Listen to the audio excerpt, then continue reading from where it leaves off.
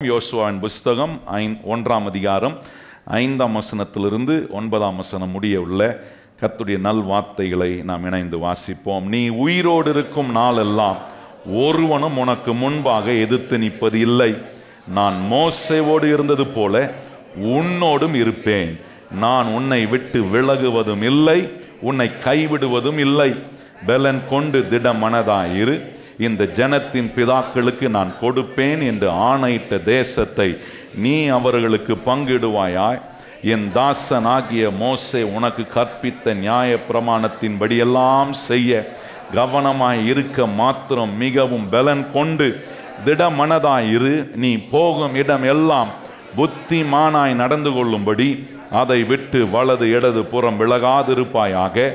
இந்த நியாய பிரமாண புஸ்தகம் உன் வாயை விட்டு பிரியாதிருப்பதாக. இதில் எழுதியிருக்கிற வைகளின் படியெல்லாம் நீ செய்ய கவனமாய் இருக்கும்படி இரவும் பகலும் அதை தியானித்து கொண்டு இருப்பாயாக.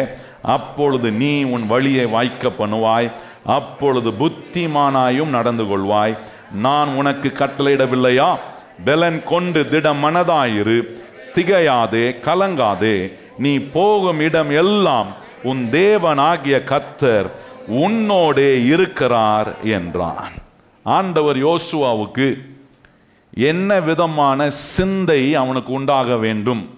வாழ்க்கையை வெற்றிகரமாக்குவதற்கு அவன் ஒரு புத்திமானாய், ஒரு நல்ல தலைவனாய், தேவன் இஸ்ரவேல் ஜனங்களுக்கு நியமித்திருக்கிற கானானுக்குள் கொண்டு போய் விடுவதற்கு, தன்னுடைய பொறுப்பை அவன் நிறைவேற்றுவதற்கு யோசுவாவுக்குள்ள என்ன சிந்தனை இருக்கணும் அப்படின்றத தான் ஆண்டவர் இங்கே ரொம்ப அற்புதமாக சொல்றார். யோசுவாவை பார்த்து, நிறைய வித்தியாசமான சூழ்நிலைகள் நீ சந்திக்க வேண்டியது இருக்கும். ஆனால் அத்தனை சூழ்நிலைகளிலும் இந்த நியாயப்பிரமாண புஸ்தகம் உன் வாயை விட்டு பிரியாது இருக்கணும். இதை நீ இரவும் பகலும் தியானிக்கிறவனாய் இருக்கணும். இதில் சொல்லியிருக்கிறபடியெல்லாம் நீ செய்ய கவனம் உள்ளவனாய். என்ன காட்டுறாருன்னா, இந்த சிந்தனையாவே இரு. அப்ப கவனிச்சு பாருங்க, ஒரு மனுஷன் தன் சிந்தையில் அவன் தவறுள்ளவனாய் போகும்போது, தப்பான ஒரு ஐடியாவை, தப்பான ஒரு நம்பிக்கையை, தப்பான ஒரு உபதேசத்தை அவனுடைய மனசுக்குள் கொண்டு போய் வைக்கும் போது அவனுடைய வாழ்க்கையின் எல்லா காரியங்களும் தப்பா நடக்குது. நல்லா கவனிக்கணும். வாழ்க்கை குறித்த ஒரு நல்ல எண்ணங்கள், வேதம், தேவன் என்ன சொல்லுகிறார், நம்முடைய வாழ்க்கைக்குள்ள கர்த்தர் எவ்விதமான ஆசீர்வாதங்களையும் முன்னேற்றங்களையும் கொண்டு வருவதற்கு என்ன சொல்லுகிறார்? இந்த நாட்களில் தேவன் தம்முடைய பொருளாதார ஆசீர்வாதத்தை நமக்குள்ள கொண்டு வருவதற்கு என்ன சிந்தனை நமக்கு உண்டாகணும்ன்றது தான் ரொம்ப முக்கியமானது பாருங்க. ஏன்னா ஒரு நல்ல சிந்தை நமக்கு இல்லாமல் போகும்போது அதுவே ஒரு பெரிய பலத்த அரணாய் மாறுகிறது. அந்த பலத்த அரண் எதுக்கு நேராக வேலை செய்யுதுன்னா, தேவனை அறிகிற அறிவுக்கு விரோதமாய் வேலை செய்கிறது. தேவ சிந்தைக்கு எதிராக வேலை செய்கிற சிந்தை நமக்குள்ள வரும்போது அது நம்மளை உயர்த்தாது. அதை நம்மை அந்த சிந்தனை நம்மை தோல்விக்கு நேராக, வீழ்ச்சிக்கு நேராக கொண்டு போகக்கூடிய ஒன்றாக இருக்கு. பாருங்க, பவுல் ஒரு இடத்துல ஒரு காரியத்தை ரொம்ப அற்புதமாக சொல்றாரு. இங்க ரோமர் 6ஆம் அதிகாரத்தில் கவனிச்சிங்கன்னா, ரோமர் 6ஆம் அதிகாரம் வாங்க, அங்கே 6ஆம் அதிகாரத்தில் 17ஆம் வசனம் என்று நினைக்கிறேன். ரோமர் 6ஆம் அதிகாரம் 17ஆம் வசனத்தில் கவனிச்சிங்கன்னா அங்கே ஒரு காரியத்தை சொல்றார். இப்போ நீங்க ஒரு சத்தியத்தை அறிந்திருக்கிறீங்க, அந்த சத்தியத்தினால நீங்க விடுவிக்கப்பட்டிருக்கிறவர்களாய் இருக்கிறீங்கன்ற ரோமர் 6ஆம் அதிகாரம் 17ஆம் வசனம் பாருங்க. அங்க சொல்லியிருக்கு, முன்னே நீங்கள் பாவத்துக்கு அடிமைகளாய் இருந்தும் இப்பொழுது உங்களுக்கு ஒப்புவிக்கப்பட்ட உபதேச சத்தியத்துக்கு நீங்கள் மனப்பூர்வமாய் கீழ்ப்படிந்ததினாலே. என்ன சொல்றாரு? பாவத்துக்கு, தோல்விக்கு, வாழ்க்கையில எல்லா விதமான தப்பான ஐடியால செட் ஆயிருந்தீங்க. இப்ப சொல்றாரு, ஒரு சத்தியம் உங்களுக்கு நேராக. பாருங்க, ஒரு மனுஷன், ஒரு ரட்சிக்கப்பட்ட தேவனுடைய பிள்ளை நல்ல சத்தியத்தை கேட்பது ரொம்ப முக்கியம். பக்கத்துல பார்த்து சொல்லுங்க, நல்ல சத்தியத்தை கேட்பது. முதல்ல சத்தியத்தை கரெக்டா நம்ம அறிஞ்சிக்கணும். பாருங்க, எல்லாமே சத்தியம் நினைச்சிக்க கூடாது. கர்த்தர் நமக்கு போதிக்கிற சத்திய வசனங்கள், இது நம்முடைய வாழ்க்கையை மாற்றம்னா அது நல்ல சத்தியம். கேட்கறதுக்கு ரொம்ப ஃபேண்டஸியா இருக்கு, கேட்கறதுக்கு இனிமையா இருக்கு, அது ஒன்றும் மாற்றவே மாற்றாது வாழ்க்கையை. வந்தேன் கேட்ட நல்லா இருந்துச்சிங்க, அது ஒன்றும் பண்ண போறதில்லை. கேட்குற சத்தியம் உங்களை மாற்றியே தீரும். கையை உயர்த்தி சொல்லுங்க ஆமேன்னு. எத்தனை பேர் நம்புறீங்க? ஆண்டவருடைய சத்தியம் நிஜமானதா எனக்குள்ள வரும்னா, நான் அதை கேட்டுட்டேன்னா என்னால் மாறாமல் இருக்க முடியாது. அந்த சத்தியம் என்ன வல்லமை உள்ளதா இருக்குன்னா, என்னை மாற்றக்கூடிய வல்லமை உள்ள சத்தியம். அதுதான் இங்கே பவுல் சொல்றாரு. பாவத்தில் இருந்த நீங்க உங்களுக்கு உபதேசிக்கப்பட்ட சத்தியத்தை கேட்டதினால நீங்க விடுவிக்கப்பட்டதை நான் கேட்கும் போது சந்தோஷப்படுகிறேன், என் தேவனை ஸ்தோத்தரிக்கிறேன்றாரு. அப்ப கவனிச்சு பாருங்க, இது ரொம்ப முக்கியமானது. கரெக்டான சத்தியத்தை கேட்டு அந்த சத்தியத்துக்குள்ள நம்முடைய சிந்தைகளை கொண்டு போய் பதிய வைக்கும் போது நிச்சயமான விடுதலை, நிச்சயமான மாற்றம், நிச்சயமா வாழ்க்கையில முன்னேறுவதற்கான எல்லா அனுகூலத்தையும் இந்த தேவ வசனம் நமக்குள்ள இருந்து வேலை செய்யும். அதுதான் இந்த பாருங்க, இன்னைக்கு உங்களுக்கு ஒரு சில வாரமாக காட்டிட்டு இருக்கிறேன். தேவன் எவ்வளோ நல்ல தேவனாக இருக்கிறாரு. அந்த நல்ல தேவன் உங்களை எவ்வளோ நல்ல சுற்றுச்சூழலுக்குள்ள வைக்க விரும்புகிறார். இதை நம்பணும். நான் இன்னைக்கு நான் போய்கொண்டிருக்கிற சூழ்நிலை எப்படி வேணா இருக்கலாம். பிரச்சனைகள், தோல்விகள், இழப்புகள், கடன் பிரச்சனை, தேவைகள் எல்லாம் நிறைந்ததா இருக்கலாம். அதை பார்க்கக்கூடாது. என் தேவன் எவ்வளோ நல்லவர், என் தேவன் எவ்வளோ ஐஸ்வர்ய சம்மனராக இருக்கிறாரு. இந்த தேவனுடைய பிள்ளையா இருக்கிற எனக்கு கர்த்தர் ஒருபோதும் என்ன தோல்வியும் நஷ்டத்தையும் வேதனை உள்ள ஒரு சூழ்நிலையை உண்டாக்குறவர் அல்ல. எனக்கு நல்ல சூழ்நிலைகளை கர்த்தர் ஏற்படுத்துகிறார். கையை உயர்த்தி எத்தனை பேர் சொல்ல முடியும்? நான் ஆராதிக்கிற தேவன் எவ்வளவு கடினமான சூழ்நிலைகளுக்குள்ள நான் இருந்தாலும் அதுல இருந்து என்னை விடுவித்து அவர் வைத்திருக்கிற நல்ல சூழலுக்குள்ள கர்த்தரை நடத்துவார். இது நம்பணும். பாருங்க, சிலருக்கெல்லாம் பாருங்க, கொஞ்சம் நல்லா இருக்கிறத கொஞ்சம் நல்லா இருக்கிற ஒரு நிலம் வந்துருச்சுனால உள்ளுக்குள்ள ஒரு மாதிரி உறுத்தல் வந்துடும். சிலருக்கு என்ன உறுத்தலை கொடுப்பான் பிசாசு? பாரு பாரு எவ்வளோ பேர் கஷ்டப்படுறாங்க, நீ மாத்திரம் நல்லா இருக்கணும்னு நினைக்கிறியா? அப்போ நல்லா இருக்கணும் ஒரு ஆசை இருக்கு, உனக்கெல்லாம் மனசாட்சி இருக்கா?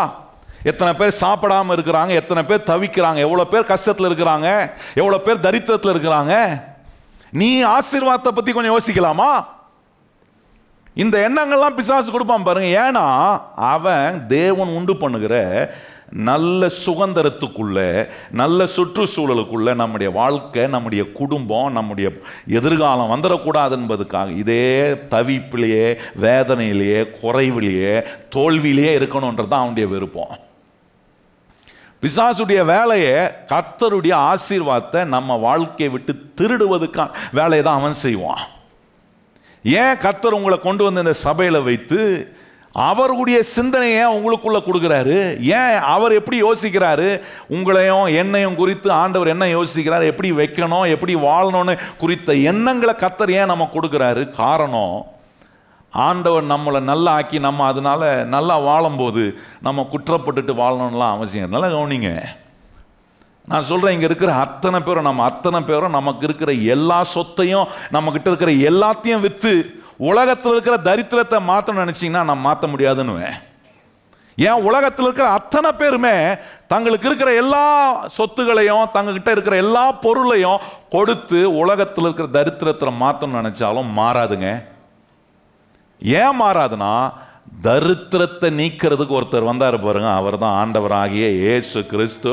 அவர் சொல்ற தரித்திரருக்கு சுவிசேஷத்தை பிரசங்கிக்கும்படி நான் வந்து அந்த சத்தியத்தை இயேசு ஒரு மனுஷன் ஏற்றுக்கொள்ளும் போது அவன் தரித்திரம் நீங்குது. தரித்திரம் எங்க ஆரம்பிக்குது தெரியுமா? மனநிலையில தான் தரித்திரம் ஆரம்பிக்குது. உங்க எண்ணங்கள் தரித்திரம் பிடிச்ச எண்ணமா இருந்துச்சுன்னா ஆட்டோமேட்டிக்கா வாழ்க்கையும் தரித்திரத்துக்கு நேரா போகும். உங்க எண்ணம் வெற்றிகரமான எண்ணமா, உயர முடியும், வாழ்க்கையில நான் விழுந்திருக்கிற இடத்துல எழும்ப முடியும், இந்த எழும்ப முடியும்ன்ற எண்ணத்தை கொடுக்கிறவர் தேவனுடைய வார்த்தை தான். அதான் வேதம் சொல்லு, நீதிமான் 7 தடவை விழுந்தாலும் அவன் மறுபடியும் என்ன பண்ணுகிறான்? எத்தனை பேர் கையை உயர்த்தி சொல்ல முடியும்? நான் விழுந்தாலும் மறுபடியும் எழும்புவேன். அதான் மீகா சொல்றாரு, மீகா சத்துருவை பார்த்து சொல்றான், சத்துருவே நான் விழுந்து கிடக்கிறேன்னு என்ன பண்ணாத, சந்தோஷப்படாத, ஏன்னா என்னை எழுப்புறவர் என்ன கூடவே இருக்கிறார். அவர் என் இருளை என்னவா ஆக்க முடியும்னா வெளிச்சமாக்கும். கையை உயர்த்தி சொல்லுங்க, கர்த்தர் என் இருளை என்னவா ஆக்க முடியும்? நம்மளாம் எழும்புற ஜனம். பக்கத்தில் பார்த்து நம்மளெல்லாம் கர்த்தர் எழுப்புகிறவரா? தூங்குறவங்களாம் இப்போ எழுமணும். நான் சொல்ல புரியுதா? அப்படியே பார்க்குறேன்ல சிலர்லாம் அப்படியே பார்ப்பேன். நல்ல சத்தியத்தை கேட்கும்போது தான் பிசாசு என்ன பண்ணுவான்னா அப்படியே தாளாட்டு மாதிரி, தூங்கு ராஜா தூங்கு. அதெல்லாம் தாட்டி இல்லை, தூங்க மாட்டேன் நான், கில்லணும். தூக்கம் வருதா கிள்ளி நம்ம சொல்கிறாரே ஆண்டவர், நமக்கு கேட்கணும். நான் சொல்கிறேன், இந்த உலகத்தில் இருக்கிற பொக்கிஷத்தை காட்டிலும் கர்த்தர் இந்த நேரத்தில் உங்களுக்கு உபதேசிக்கிற சத்தியம் இருக்கு பாருங்க, அது விலையேற பெற்ற ஒன்றாக இருக்கு. எத்தனை பேர் கையை உயர்த்தி ஆமைன்னு சொல்கிறீங்க? அப்போ கவனிச்சு பாருங்க, இயேசு கிறிஸ்து ஒருவர் தான் நம்முடைய தரித்திரத்தை மாற்ற முடியும். அதே போல பொருளாதார நிலைகள் மாறணும்னா கூட நமக்குள்ள என்ன வரணும்னா, கர்த்தர் எனக்கான ஒரு நல்ல சுற்றுச்சூழலை உண்டு பண்ணுகிற தேவனா இருக்கிறாரு என்கிறத நான் நம்பலனா, நான் சொல்றேன், பொருளாதாரத்திலும் எந்த மாற்றம் வராது, வாழ்க்கையின் ஜீவியத்திலும் எந்த மாற்றமும் வராது. நல்லா கவனிங்க கர்த்தருடைய பிள்ளைகளே. அப்போ இதெல்லாம் ரொம்ப முக்கியமான சத்தியங்கள் பாருங்க.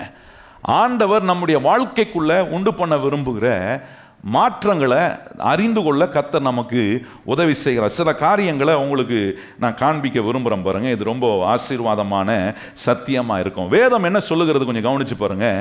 வேதம் நம்மளை எப்பொழுதுமே நல்ல சுற்றுச்சூழலில் உண்டாக்குவதற்காக, வைப்பதற்காக நம்மளை ஆண்டவர் எவ்விதமான தன்மையோட உண்டாக்கி இருக்கிறார் பைபிள் சொல்லுதுன்றது ரொம்ப முக்கியம். இப்போ கவனிச்சு பாருங்க, ஆண்டவர் பறவையை உண்டாக்கினது பறவை பறக்க வேண்டும் என்பதற்காக உண்டாக்கி இருக்கிறார். யாருக்கா சந்தேகம் இருக்கா? அதில் ஒரு பறவை பறக்காமல் இருந்தால் தான் சந்தேகப்படணும். கரெக்டா இல்லையா? மீனை கர்த்தர் தண்ணியில் நீந்தும்படி உண்டா, அந்த மீன் தண்ணியில் நீந்தாமல் இருந்துச்சுன்னா தான் சந்தேகப்படணும். அப்போ பாருங்க, இதெல்லாம் அந்த பறவைக்கு தேவன் வைத்திருக்கிற அடிப்படையான தன்மை. இந்த என்வாயர்மெண்ட்ல, இந்த சுற்றுச்சூழல்ல அதனுடைய தன்மையை செயல்படுத்தி வாழ வேண்டும் என்பதுதான் தேவன் அந்த சிருஷ்டிப்புக்கு படைத்திருக்கிற அடிப்படை தன்மைங்க. அப்ப மனுஷனை ஆண்டவர் உண்டாக்கின போது வேதம் சொல்லுகிறது பாருங்க, பறவையை பறப்பதற்காக உண்டாக்கி இருக்கிறாரு, மீனை தண்ணியில நீந்தும்படி உண்டாக்கி இருக்கிறாரு, மனுஷனை ஆண்டவர் தம்முடைய சாயலாகவும் தம்முடைய ரூபத்திலும் உண்டாக்கிறார். எதற்காக தெரியுமா? அவரை போலவே சிந்திப்பதற்காக. நல்லா கவனிக்கணும் நான் சொல்றது, கொஞ்சம் யோசிச்சு பார்க்கணும். நான் இன்னைக்கு தேவனை போல யோசிக்கிறேனா, பிசாசு யோசிக்கிறது போல யோசிக்கிறேனா? ரெண்டே வித்தியாசம்தான். ஒன்று, யோசித்தா ஒரு ரட்சிக்கப்பட்ட பிள்ளை இயேசுவை போல யோசிக்கணும். அப்படி யோசிக்க முடியலன்னா நான் பிசாசுனுடைய யோசனைக்கு இடம் கொடுக்குறேன்றதுக்கு அதுவே ஒரு அறிகுறி. இந்த வேத வசனங்களை ஏன் கர்த்தர் இன்றைக்கு போதிக்கிறார், ஏன் வாரந்தோறும் கர்த்தர் இந்த சத்தியங்களை போதிக்கிறாருன்னா, காரணம் ஆண்டவர் என்ன விரும்புகிறாருன்னா, உலக சிந்தனையினாலும் பிசாசின் சிந்தனையினாலும் நம்ம சிந்தனை நிரப்பப்படாமல் என்னை உண்டாக்கி அவருடைய சாயலில் அவருடைய ரூபத்தில் உண்டாக்கி இருக்கிறாரு, அவரை போல் நான் யோசிக்கணும். தேவன் எவ்வளோ மகிமையான கர்த்தராக இருக்கிறார், அவர் எவ்வளோ நிறைவுள்ள ஆண்டவர், இப்படி யோசிக்கணுங்க. ஏன் குறைவையே பார்த்துட்டு இருக்கக்கூடாது, ஏன் பிரச்சனையே பார்க்க, இந்த பிரச்சனை நடுவே பிரச்சனையை தீர்த்து வைக்கக்கூடிய ஒரு ஆண்டவர் என் கூட இருக்கிறாரு. அது எவ்வளவு பெரிய பிரச்சனை, எவ்வளவு பெரிய ஆழத்தில் நீங்க இருந்தாலும் நான் சொல்றேன், அந்த ஆழத்திலிருந்து என்னை தூக்க எனக்கு ஒரு தேவன் இருக்கிறாரு, அவரை போல நான் யோசிக்கணுமே. நீங்க யோசித்து பாருங்க, நீங்க ஒரு கஷ்டத்தில் இருக்கிறீங்க, இருந்துட்டு ஆண்டவரும் அதை நினைக்காம இருப்பார் நினைக்கிறீங்க? உங்களை குறித்து அவர் யோசிக்காம இருப்பாரா? கிடையவே கிடையாது. உங்க நினைவாகவே இருக்கிறார். அந்த ஆழத்திலிருந்து இயேசுவே என்று நான் கூப்பிடும் போது அவர் எனக்கு உடனே மறு உத்தரவு கொடுத்து என்னை விடுவிக்கிற நல்ல தேவனாய் அவர் இருக்கிறார். இதைதான் சங்கீதக்காரன் சொல்றான், ஆபத்து காலத்தில் நான் அவரை நோக்கி கூப்பிட்டேன், அவர் என்னை விடுவித்தார், நான் அவரை என்ன பண்ணுகிறேன், மகிமைப்படுத்துறேன். விடுவிக்கிறாருன்ற சிந்தனை எனக்கு வருது. வந்த பிறகு அவரை குறித்து போலாம இருக்க முடியல. நான் கேட்கிறேன், இன்னைக்கு ஆண்டவரை போல சிந்திக்கிற பாருங்க, ஆண்டவரை போல சிந்திப்பதுக்காக தான் உங்களை அவரை போல படைச்சிருக்கிறாரு. சிலர் என்ன நினைப்பான், ஐயோ கடவுளை மாதிரி சிந்திக்கிறான், அதெல்லாம் டூ மச் இல்லை, டூ மச்லாம் கிடையாது, அதெல்லாம் சரி, அதுதான் கரெக்டான திங்கிங். அவரை போல உங்களை உண்டாக்கி அவரை போல சிந்திக்கிறதுக்காக தான் இன்னைக்கு உங்களை ரட்சித்திருக்கிறார். பக்கத்தில் பார்த்து சொல்லுங்க, உங்களை அவரை போல உண்டாக்கி அவருக்குள்ள உங்களை ரட்சித்து அவரை போல சிந்திக்கக்கூடியவர்களா நம்மளை இந்த சத்தியத்தின் மூலமாய் மாற்றுகிறார். எனக்கு மறக்கவே முடியாது பாருங்க, என் கூட படித்த ஒரு கிறிஸ்தவ நண்பன், அவன் படிக்கும்போது ரொம்ப பிரில்லியண்டான ஸ்டூடெண்ட் பாருங்க. நம்ம எப்பவுமே பிரில்லியண்டான ஸ்டூடெண்ட் கூட ரொம்ப ஃப்ரெண்ட் ஆகிடுறது. ஏன்னா நான் கடைசி நேரத்தில் தான் படிப்பேன்னு வச்சுங்க. அதனால் கடைசி நேரத்தில் அவனை வச்சு ரிவைஸ்லாம் பண்ணி அவன் மூலமாக அவன் ரொம்ப பயங்கரமான பிரில்லியண்ட்டு. அவன் வந்து எந்த சப்ஜெக்டில் படித்தாலும் ரொம்ப டாப் ஸ்கோர் பண்ணுவான். எல்லாத்தையும் என்ன வாத்தியார் சொல்லி கொடுக்குறதுக்கு முன்னாடியே அந்த லெசன்ஸ்லாம் படிச்சுட்டு வந்து அவ்வளோ விவரமாக இருப்பான். அவன் என்கிட்ட சொல்லிக்கிட்டே இருப்பான் பாருங்கள். சொல்லுவான், நான் படித்து பெரிய ஆளாகி நம்ம நாட்டில் பெரிய ஆள் ஆக முடியலனா கூட நான் வெளிநாட்டில் போய் படித்து பெரிய ஆளாகி கார்ப்பரேட் நிறுவனத்தில் ஒரு பெரிய அதிகாரத்தில் நான் உட்கார்ந்து ஆண்டவரை மகிமைப்படுத்தணும், ஆண்டவருக்காக பல காரியங்களை செய்யணும்னு என்ன சொல்லுவான் பாருங்க. நான் அவனை கேட்கும் போதெல்லாம் யோசிப்பேன், இப்படிலாம் நமக்கு என்ன வரமாட்டுதே, இவனுக்கு இப்படி யோசனை வருதே அப்படின்னு நினச்சி நான் ரசிப்பேன் பாருங்க அவனுடைய எண்ணங்களை. அவன் போய் என்ன பண்ணிருக்கான், நானும் அவனும் ஒரு நாள் அவங்க அப்பா நாங்கள் சாப்பிட்ருந்தோம் பாருங்க, ஒரு இடத்துல சாப்பிட்ருந்தோம் போது அவங்க அப்பா வந்தவொடனே இப்படி சொன்னான் அப்படின்ட்டு நான் அவங்க அப்பாட்ட சொல்கிறேன், அங்கிள் இந்த மாதிரி இவன் சொல்கிறான், அவன் பாருங்கள் என்ன சொல்கிறான் பாருங்கள், பெரிய ஆளாக அப்புறம் பெரிய வெளிநாட்டெலாம் போய் படித்து பெரிய ஆளாகி ஒரு பெரிய என்ன கார்ப்பரேட் நிறுவனத்தில் பெரிய ஆளாக போகிறான் அப்படின்னு சொன்னோடனே அவங்க அப்பா கேட்டு சொல்கிறாரு, சரியான உலக பைத்தியம்னா இருக்கிறாங்க அப்படின்னாரு. பாருங்கள் எவ்வளோ என்ன இப்படி ஒரு எண்ணம் ஒரு மனுஷனுக்குள்ள வந்த உடனே மூணாவது மனுஷன் கூட நல்லா பாராட்டுறாங்க. ஆனால் கிறிஸ்தவர்கள் கிறிஸ்தவ பிள்ளைகளுக்குள்ள தேவன் கொடுக்கிற அந்த உயர்வான எண்ணங்கள் வரும்போது பெற்றோர் என்ன பண்றாங்க, அதெல்லாம் உலக பைத்தியமா இருக்காத, இதெல்லாம் நடக்குமா, நடக்கிறத பாரு, பகல் கனவு காணாத. அன்னைக்கு அவர் அப்படியே அவனை டிஸ்கரேஜ் பண்ணார் பாருங்க. இன்னைக்கு நான் பார்க்குறேன், அவனுக்கு எல்லா திறமையும் இருக்குது, நல்லா படித்து நல்லா இருக்கிறான், ஆனால் அவன் ஆசைப்பட்ட அந்த பெரிய லெவலுக்கு வர முடியல. ஏன்னா காரணம் அவனுக்குள்ளே இருந்த அந்த ஆசைக்கு எதிரான ஒரு எண்ணங்களை கூட இருந்தே தான் தாபம் போட்டு அழிச்சிட்டார். இன்றைக்கி நான் அவனை பார்த்தா தான் சொல்லுவேன், டேய் உன் எண்ணம் எப்படி இருந்துச்சு, அதுக்கு ஏற்றது போல் எலும்புடா, உனக்கு கடவுள் உன்னை ஆசீர்வதிப்பா சொன்னான். அந்த எண்ணம் அவனுக்கு வரல. அன்னைக்கு அவனுக்குள்ளே போட்டு இதெல்லாம் கிடையாது, இதெல்லாம் உலகம், இதெல்லாம் உலக பைத்தியமாக இருக்காத, நம்மளாம் கிறிஸ்தவம், நம்மளாம் ஆவிக்குரியம், அப்படிலாம் இருக்கக்கூடாது. எங்க சொல்லியிருக்கு ஆண்டவர், எங்க சொல்லி ஒரு ஆவிக்குரிய மனுஷன் உலகத்தில் உயரக்கூடாதுன்னு எங்க சொல்லியிருக்கு? எங்க சொல்லியிருக்கு ஒரு ஆவிக்குரிய மனுஷன் நல்ல ஐஸ்வர்யவானா இருக்கக்கூடாது எங்க பைபிள் சொல்லியிருக்கு? ஆனா எங்க இருந்து வந்துச்சு இந்த எண்ணம்? நமக்குள்ள எங்க இருந்தோ பாஞ்சிட்டு வந்து நமக்குள்ள என்ன, நம்மலாம் வந்து ஐஸ்வர்யவானா இருக்கக்கூடாது, ஆவிக்குரியவங்களாம் இப்படி மேனா இருக்கக்கூடாது, உலகத்துல மேலான நிலைக்கு. யார் சொன்னா இப்படி? பாருங்க, ஒரு வசனத்தை போன வாரம் வாசித்ததை திருப்பியும் வாசிக்க விரும்புகிறேன். வாங்க, 2 பேதுரு 1ஆம் அதிகாரம் 4ஆம் வசனம் பாருங்க. என்ன சொல்லியிருக்கு? இச்சையினால் உலகத்தில் உண்டாகும் கேட்டுக்கு தப்பி திவ்ய ஸ்வாபத்துக்கு பங்குள்ளவர்கள் ஆகும் பொருட்டு மகாமேன்மையும் அருமையான வாக்கு தத்தங்களும் அவைகளினாலே நமக்கு அளிக்கப்பட்டிருக்க. நல்ல கவனிங்க, உலக கேட்டுக்கும் இச்சைக்கும் விலக்கி ஓடுவதற்காக திவ்ய ஸ்வாபத்துக்கு பங்குள்ளவர்களாய். திவ்ய ஸ்வாபம்ன்றது இயேசுவை போல யோசிக்கிறது,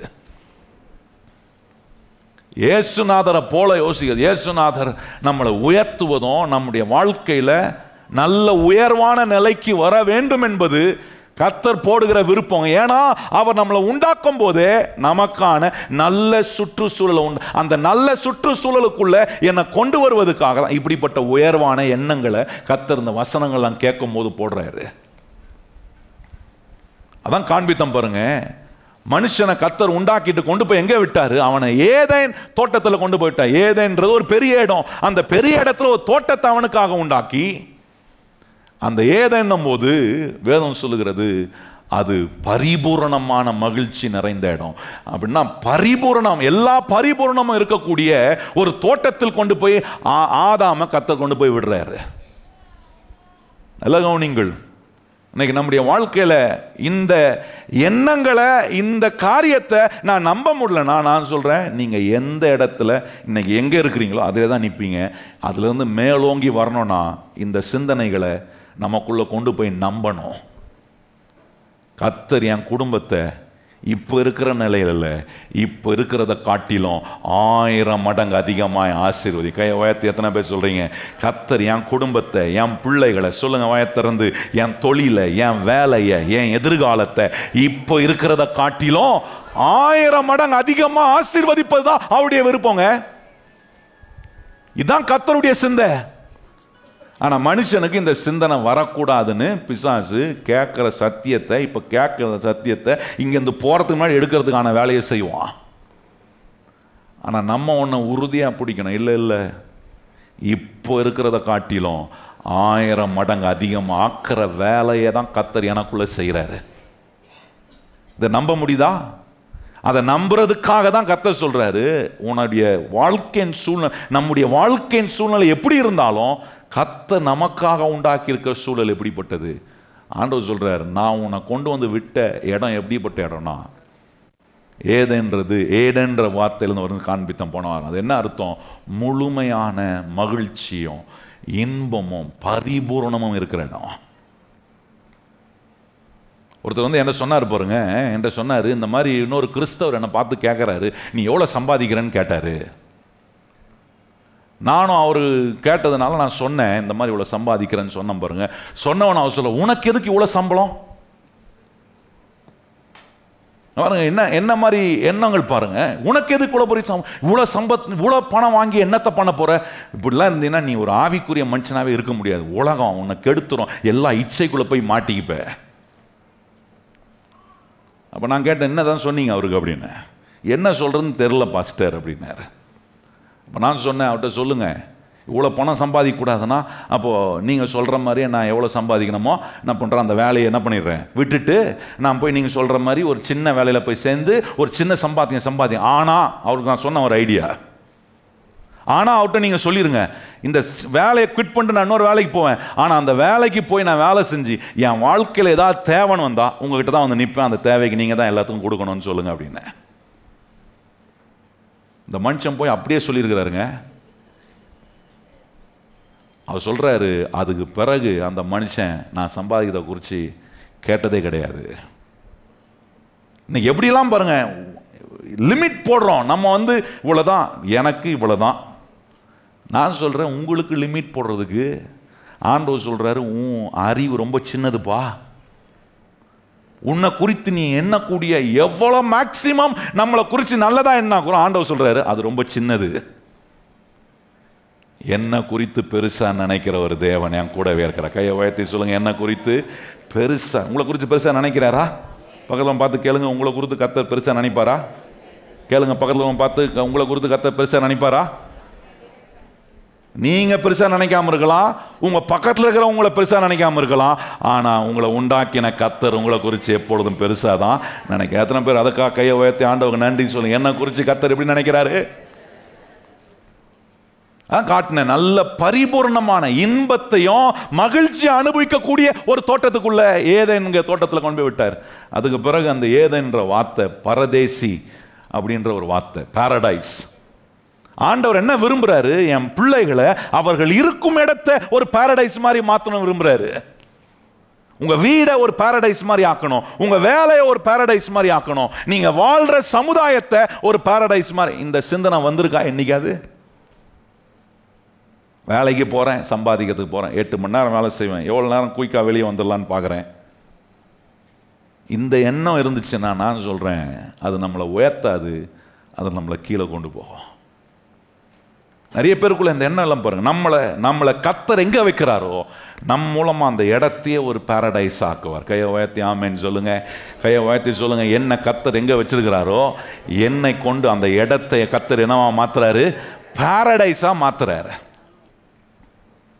நான் இது முன்னமே சொல்லியிருக்கிறேன் பாருங்க. என்னுடைய நண்பன் அவன் ஒரு வீடை கட்டினான் பாருங்க, கிறிஸ்தவ நண்பன் வீடை கட்டிட்டு, நான் ஊழியக்காரனாக ஆயிட்டேன்னு தெரிஞ்சவொடனே அவன் என்ன பண்ணான், நீயும் வாடா என்னை ப்ளஸ் பண்ணு அப்படின்னு கூப்பிட்டான். போனான் பாருங்க அவன் வீட்டுக்கு.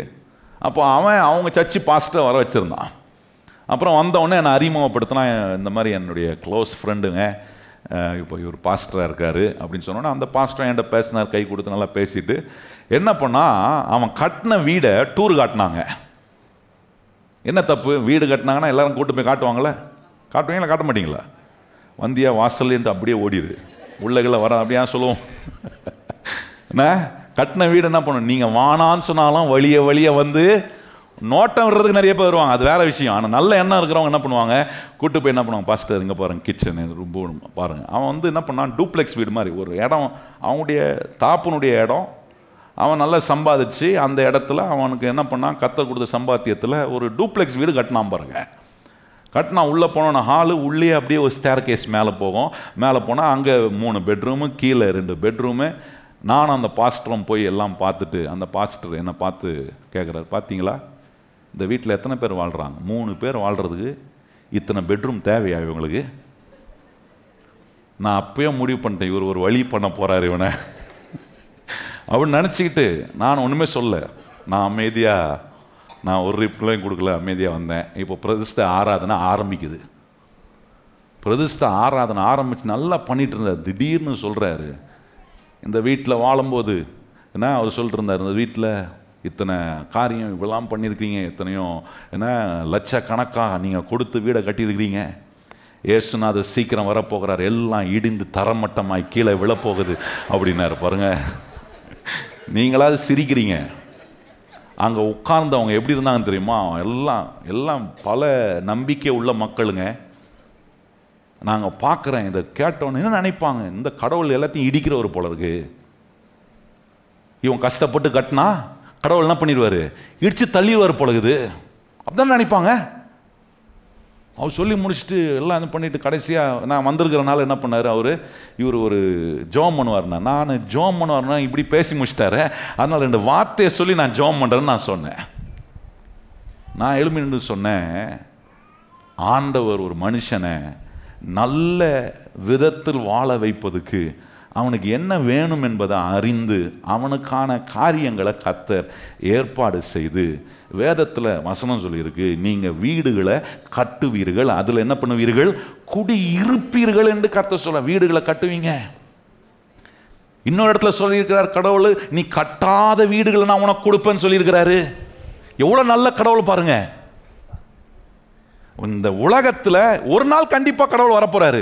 அவர் வரும்போது வீடு எப்படி இருந்தா எப்படி போனா நமக்கு என்ன, நம்ம தான் எல்லாரும் ஆண்டவரோட இருக்க போகிறோமே, அது ஒரு நாள் நடக்க போகுது.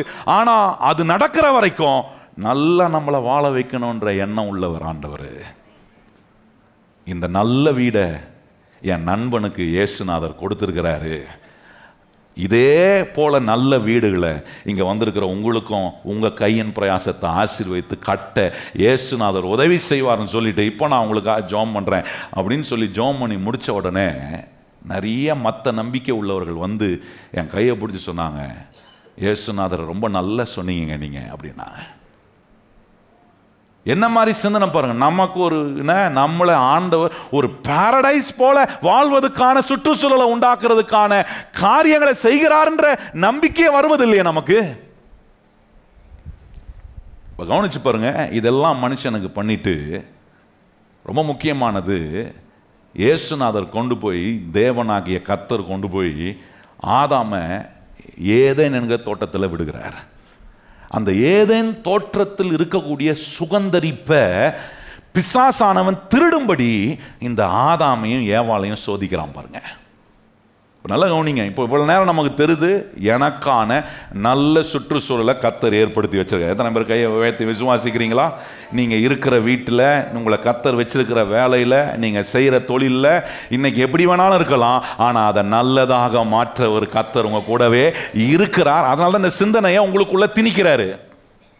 இது நல்ல விஷயம் பாருங்க. இந்த நல்ல விஷயத்தை உள்ள கொண்டு வந்து மனசுக்குள்ள, இருதயத்துக்குள்ள விசுவாசிக்க வச்சு இப்போ உன்னை காட்டுறாரு, உன்னை சுத்தி நல்ல சுற்றுச்சூழலை உண்டாக்குப்பா. கொண்டு வந்து ஆதாமை விட்டுட்டு ஆண்டவர் சொல்றாரு, இதை பண்படுத்தவும் காக்கவும் கவனமா இருன்றாரு. இப்ப ஆண்டவர் சொல்றாரு, இப்ப நான் உன்கிட்ட கொடுத்துட்டேன், இது போல உன்னை சுத்தி இருக்கிற எல்லா இடத்தையும் மாத்து. இந்த இடத்துல இருந்து திருப்தி அடைஞ்சிடாதப்பா, இந்த இடத்தை போல நிறைய இடங்களை, இது போல ஏதேன் தோட்டத்தை போல, இந்த தோட்டத்தை போல எல்லா முழு உலகத்தையும் மாத்து. அதுக்கு தான் கொண்டு வந்து விட்டாரு பாருங்க. அந்த வேலையை அவன் செய்யாதபடிக்கு பிசாசு என்ன பண்றான், தேவன் இவர்களுக்கு கொடுத்த அந்த நல்ல சுற்றுச்சூழல் என்கிற அந்த சுகந்தரிப்பை திருட பிசாசு வருவான். ஈசாக்கு பாருங்க, ஆண்டவர் அவனை சொன்ன இடத்துல கேராவிலே குடியிரு என்று ஆண்டவர் சொன்னார். ஆதியாகமம் 26ஆம் அதிகாரத்தில் கவனிச்சிங்கன்னா 12ஆம் வசனத்திலிருந்து கவனிச்சின்னா பஞ்சம் வருது. பஞ்சத்தில் நடுவே கர்த்தருடைய வார்த்தை அவனுக்கு வருது. என்ன சொல்றாரு? பஞ்சமான இடம், சுற்றுச்சூழல் சரியில்லைப்பா, ஆனா நீங்க இரு, ஏன்னா உன்னை வச்சு எல்லாத்தையும் நல்லா ஆக்குற வேலையை நான் செய்ய போறேன். பக்கத்துல பார்த்து சொல்லுங்க, உங்களை வச்சு எல்லாத்தையும் நல்லா ஆக்குற வேலையை உங்களுக்குள்ள இருக்கிற இயேசுநாதர் செய்ய வல்லவராய் இருக்கிறார். எத்தனை பேர் நம்புறீங்க அதை செய்வாரா? ஈசாக்க பார்த்து சொல்ற, எங்கேயும் ஓடாத, இங்கே இரு, கேராவிலே குடியிரு. ஆண்டவரே எல்லாம் எகிப்துக்கு போறான், நான் போலாமா? ஆண்டவர் சொல்ல, போகாத, இங்கே இரு. ஏன் இங்க இருக்கணும்னா ஆண்டவர் சொல்றாரு, இந்த பஞ்சத்தை உன்னை கொண்டு செழிப்பாக்கி காட்ட விரும்புறேன். பகலவன் பார்த்து சொல்லுங்க, பஞ்சத்தை கர்த்தர் உங்களை கொண்டு செழிப்பாக்குவார். நல்லா சொல்ல மாட்டீங்களா? நல்லா சொல்லுங்க, பஞ்சத்தை உங்களை கொண்டு கர்த்தர் என்ன வாக்குவாரு? அதை செய்கிறவர் கர்த்தர். அதை செய்யும்படி பயன்படுத்துகிற நம்மளை ஆண்டவருடைய எண்ணங்களினால் நிரப்புறாரு. சொல்றாரு, போகாத, இங்கே இருப்பா, இருந்து நான் உங்ககிட்ட கொடுத்துருக்கிற தாளந்துகளை, விதைய, உன் கிருபைய, உன் ஆற்றலை, உங்ககிட்ட கொடுத்துருக்கிற பொறுப்பை, உங்ககிட்ட கொடுத்துருக்கிற வேலையை கரெக்டா பண்ணு, கரெக்டா விதை. இதான் நான் உனக்கு வைத்திருக்கிற நல்ல சுற்றுச்சூழல், இதான் உன்னுடைய தோட்டம். இந்த தோட்டத்தை நீ மகிழ்ச்சிகரமா மாற்ற, நீ ஒரு சொர்க்கம் போல மாற்ற, பாரடைஸ போல மாற்றுவதற்கான விதையை உனக்குள்ள கொடுத்திருக்கிறேன். இங்கே ஆண்டவர் வந்திருக்கிற நம்ம கிட்ட ஏராளமான விதை, வசனம் என்கிற விதை ஒவ்வொரு முறையும் இருதயத்தில் விதைக்கப்படுது. இந்த இடத்துல என்கிட்ட ஒன்றும் இல்லை. கிறிஸ்தவம் வாயை திறந்து ரொம்ப சும்மா சொல்ற வார்த்தை என்ன? ஒன்றும் இல்லை. என்கிட்ட என்ன ஆகுது? ஒன்றும் இல்லை. இந்த ஒன்றும் இல்லைன்னு சொல்கிறத முதல்ல வாயை கையை வச்சு என்ன பண்ணணும்? மூடணும். நல்லா சொல்லணும், ஒன்றும் இல்லை, தப்புன்னு மூடிக்கணும். இல்லை இல்லை, இருக்கு இருக்கு, வாய் இருக்கே. சொல்ல புரியுதா? ஒன்றும் இல்லை, இந்த வாய் இருக்கே. இந்த வாயை வச்சு நிறைய உருவாக்கலாம். பக்கத்தில் பார்த்து சொல்லுங்க, இந்த வாயை வச்சு உருவாக்கலாம். இந்த வாயை வச்சு உருவாக்குற வேலையை செய்யணும். பாருங்க, ஆண்டவர் சொல்றாரு, இங்கே இரு. விதைச்சாங்க, விதைத்த இடத்துல கர்த்தர் அவனுக்கு என்ன கொடுத்தாரா? 100 மடங்கு போலாம். பக்கத்துல பார்த்து சொல்லுங்க, விதைத்த இடத்துல அவனுக்கு என்ன கொடுத்தாரு? அவன் விதைக்காம அப்படியே ஓப்பி அடிச்சுட்டு போயிருந்தான்னு வச்சுங்க, கொடுத்திருக்கிற வேலையை கரெக்டாக செய்யணும், கொடுத்திருக்கிற பொறுப்பை கரெக்டாக செய்யணும். தன் வேலையில் ஜாக்கிரதையாக இருக்கிற மனுஷனை கர்த்தர் எங்க கொண்டு வந்து நிறுத்துறாரா? ராஜாக்களுக்கு முன்பாக. வேலையில கோட்டை விட்டுட்டு, செய்ய வேண்டிய காரியத்தை கவனமாக செய்யாமல் கோட்டை விட்டுட்டு, கர்த்தர் என்ன ஆசீர்வதிக்கல, ஆண்டவர் சொல்றாரு ஒன்றும் செய்ய மாட்டேன். ஆண்டவர் கேட்பார், நான் உங்ககிட்ட கொடுத்ததை எடுத்து விதைச்சியா? அப்படின்னா கர்த்தர் சொல்ல பலன் அம்பாரம்மாய் வரும். வேதம் சொல்லுகிறது, ஈசாக்கு கர்த்தர் அவங்கிட்ட கொடுத்த விதைய, கர்த்தருடைய வார்த்தையை நம்பி, சூழல் சரியில்லை, ஆனால் அவனுக்கு தெரியும் கர்த்தர் சொன்னபடி செஞ்சா இதே சூழ்நிலையை கர்த்தர் மாற்ற அவர் வல்லவராய் இருக்கிறார் என்பதை நம்பி விதைச்சாங்க. விதைத்ததுனால வேதம் சொல்லுகிறது, அந்த வருஷம் எந்த வருஷம்? பஞ்சத்தின் வருஷத்துல. அதான் சொன்னேன், பஞ்சம் நம்ம மூலமா செழிப்பாகும். பக்கத்துல பார்த்து சொல்லுங்க, பஞ்சம்லாம் நம்ம மூலமா என்ன ஆகும்? அந்த பஞ்சத்தின் வருஷத்துல ஈசாக்கு விதைச்சான். கர்த்தர் அவனுக்கு 100 மடங்கு என்ன கொடுத்தாரா? பலன் கொடுத்தார். இப்போ பெலிஸ்தியன் வந்துட்டான். என்ன பார்க்கறான்? என்னடா எங்கேயோ இருந்த வந்தவன் திடீர்னு முளைத்த காளானு போல எழும்புனா இவன் என்ன நம்மளை காட்டிலும் அதிகமா இருக்கிறான். இவன் கை வைக்கிறதெல்லாம் விளங்குது, அவன் நோன்ற கிணறுலாம் தண்ணீர் வருது, அவன் கை வச்சதெல்லாம் அப்படியே விருத்தி அடையுது, இவன் என்ன செஞ்சாலும் வாய்க்குத. ஏன்னா இந்த ஈசாக்குள்ள தேவன் நினைத்த சிந்தனைகள் அவனுக்குள்ள இருந்துச்சு. அந்த வார்த்தையை நம்பினால தான் அந்த சிந்தனைக்கு ஏதுவான செய்கையை அவனால் செய்ய முடிஞ்சு. பாருங்க, செஞ்சதுனால வேதம் சொல்லுகிறது, பெலிஸ்தியர்கள், வேதம் சொல்றது அந்த இடத்துல நீங்க 12லேருந்து வாசித்தீங்கன்னா, நேரம் இல்லாத கோட்படுத்துறேன், நிறைய சொல்ல வேண்டியது இருக்கிறதுனால சொல்ற, வர வர அவன் விருத்தி அடைந்து மகா நல்லா கவனிங்க. கர்த்தர் உங்களுக்காக உண்டு பண்ணுகிற சூழலை நீங்கள் நம்புவீங்கன்னா இன்னைக்கு ஒன்றும் இல்லாமல் காஞ்சி போன நிலமா இருக்கலாம், ஆனால் வர வர விருத்தி அடைந்து மகா பெரியவனாய் கர்த்தரனை மாற்றுவார். கையை உயர்த்தி எத்தனை பேர் சொல்றீங்க வர வர விருத்தி அடைந்து? நிறைய பேர் சொல்லிங்க வர வர எல்லாம் நோண்டி நோண்டி ஓட்டையாக தான் போகுது பாஸ்டர். பிறன்றதும் சுரன்றதுமா தான் இருக்கு. வர வர கிடையாது. பிறன்றதும் சுரன்றதும் நம்ம வேலை இல்லை. பக்கத்தில் பார்த்து சொல்லுங்க, பிறன்றதும். அதுதான் யாரையும் பிறண்டவும் கூடாது, சுரண்டவும் கூடாது. புரியுதா? ஏன்னா அந்த வேலையை கர்த்தர் நம்மகிட்ட கொடுக்கல, நம்ம கிட்ட கொடுத்துட்டு வர வர விருத்தி அடைந்து மகா பெரியவனாய் கர்த்தருக்காக மாறணும். என் பேரை பெருசாக காட்டுறதுக்கு, நான் ரொம்ப பெரிய ஆள் தலையை உயர்த்தி காட்டுறதுக்கு, பந்தா காட்டுறதுக்கு இல்லை. கர்த்தர் சிறுமைப்பட்ட என்ன எப்படி உயர்த்தி வைக்க அவர் வல்லவராய் இருக்கிறார் என்று ஆண்டவருடைய புகழை நம்ம மூலமா சொல்றதுக்கு. இப்போ எதுக்கு இதை சொல்ல வரேன்? இவனை பாருங்க, ஆண்டவர் பஞ்சத்தில் விதையை கொடுத்து அந்த விதையை விதைச்சு அவன் சுற்றுச்சூழலை நல்ல சூழலை ஆக்கி விளைச்சல் மேல விளைச்சல், பலன் மேல பலன். இப்போ எந்த அளவுக்கு பலன்னா, பெலிஸ்தியர்கள் அவன் மேல் பொறாமைப்படக்கூடிய அந்த ஆசீர்வாதத்தை திருடுவதுக்கு வந்துட்டான் பாருங்க. நல்லா கவனிக்கணும் கர்த்தருடைய பிள்ளைகளை. இதே வேலையை தான் பிசாசு அன்னைக்கு ஆதாமுக்கு செஞ்சான். கர்த்தர் எந்த இடத்தை நிறைவானதாக சொர்க்கம் போல பரதேசிய போல எல்லா நிறைவையும் அவனுக்கு வைத்திருந்தாரோ அந்த இடத்தை, அந்த சுகந்தரிப்பை திருடுவதுக்கு பிசாசு வேலை செய்து கொண்டே இருப்பான். யோபுவை பார்த்துட்டு போய் ஆண்டவருக்கு முன்பாக நிற்கும் போது ஆண்டவர்கிட்ட சொல்றான், அவன் உண்மை ஒன்னா சும்மா அவன் உண்மை சேவிக்கல, விருதாவா யோபு உண்மை சேவிக்கவில்லை, ஏன்னா நீர் அவனை ஆசீர்வதித்திருக்கிறதினாலே அவன் உண்மை சேவிக்கிறான். கொஞ்சம் ஆசீர்வாதத்தை எடுத்து பாரோம், அப்புறம் உண்மை சேவிக்கிறானா இல்லையா? ஆண்டவர் சொல்றாரு, யோபுவை போல ஒரு உத்தமன் நீ பார்க்க முடியாதுன்றாரு. ஏன்னா யோபுடைய சிந்தனைகள் தேவனுடைய சிந்தனையா நிரம்பியது. அவன் தன்னை தேவனை போல யோசிக்கிறான். நல்ல கவனிங்கள், கிறிஸ்தவ பிள்ளைகளாய் ரட்சிக்கப்பட்டிருக்கிற பிள்ளை நான் தேவனை போல யோசிக்காம உலகத்தான போல ஒரு பிசாசுடைய சிந்தையை போல யோசிக்கிறவனாய், அது எனக்கு முன்னேற்ற, அது எனக்கு நல்ல சுற்றுச்சூழலை உண்டாக்காது. அது எனக்கு என்னத்தை காட்டணும்னா, நான் எல்லாத்தையும் ஃப்ரம் த ஸ்கிராட்ச் ஆரம்பிக்கிறேன், எல்லாத்தையும் சுரன்ற பிறன்ற நிலையில ஆரம்பிக்கிறேன்.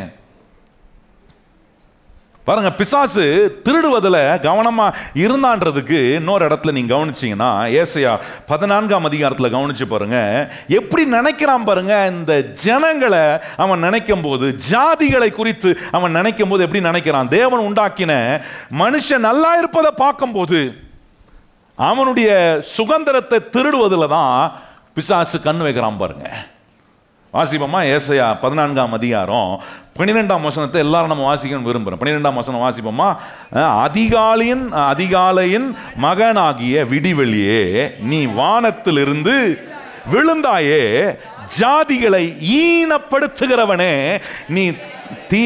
நீ தரையிலே விழ வெட்டப்பட்டாய், நான் வானத்துக்கு ஏறுவேன், தேவனுடைய நட்சத்திரங்களுக்கு மேலாக என் சிங்காசனத்தை உயர்த்துவேன், வடப்புறத்தில் உள்ள ஆராதனை கூட்டத்தின் பர்வதத்தில் வீற்றிருப்பேன் என்றும், நான் மேகங்களுக்கு மேலாக உன்னதங்களிலே ஏறுவேன், உன்னதமானவருக்கு ஒப்பாவேன் என்றும் நீ உன் இருதயத்தில் சொன்னாயே.